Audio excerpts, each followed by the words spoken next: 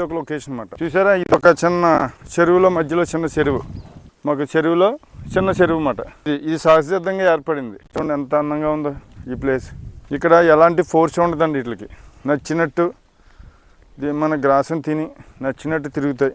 ఏమన్నా తప్పుకున్నా కూడా మళ్ళీ మన రూట్ పట్టుకుని ఈ వచ్చేస్తూ ఉంటాయి అన్నమాట. లేదంటే ఇక్కడ ఉండిపోతాయి.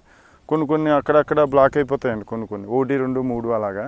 అవి మళ్ళీ పాపం దారితీలకి ఇక్కడ ఉంటాయి. మళ్ళీ రేపొద్దున బ్యాచ్ వస్తుంది కదా, ఈ బ్యాచ్ వచ్చినప్పుడు మళ్ళీ ఈ బ్యాచ్లోనే ఇవి కలిసిపోతాయి అన్నమాట.